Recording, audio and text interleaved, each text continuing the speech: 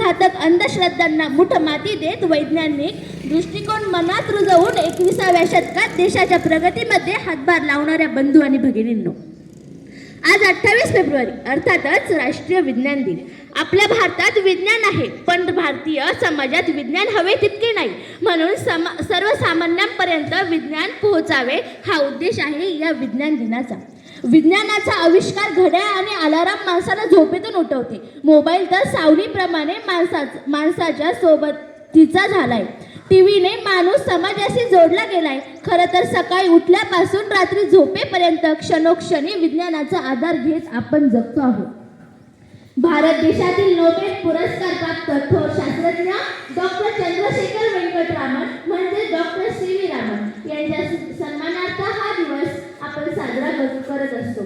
पण विज्ञान दिन आणि डॉक्टर सी.व्ही. रामन यांची माहिती किती जणांना असेल हाही संशोधनाचाच विषय आहे.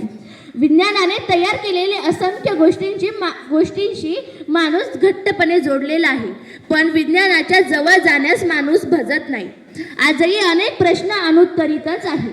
समाजाला कीड लावणाऱ्या समाजविघातक असंख्य अंधश्रद्धांना माणूस केव्हा सोडणार? मंदिरामध्ये यात्रांना चमत्कार पाहण्यासाठी चेंगराचेंगरी होईपर्यंत गर्दी करणारा माणूस विज्ञान प्रदर्शनांनाही गर्दी केव्हा करणार?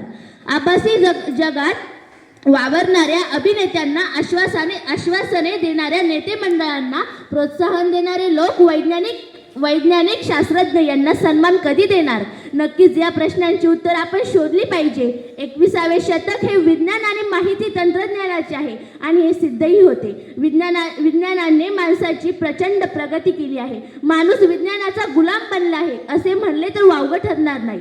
अचानक लाईट गेली, गाडी बंद पडली, मोबाईल बंद पडला तर माणूस बेचैन होतो, दुःखी होतो. म्हणून माणसाने विज्ञानाचा उपयोग नक्कीच करावा, पण विज्ञान हातातील खेळणे होऊ नये याचीही काळजी घेतली पाहिजे.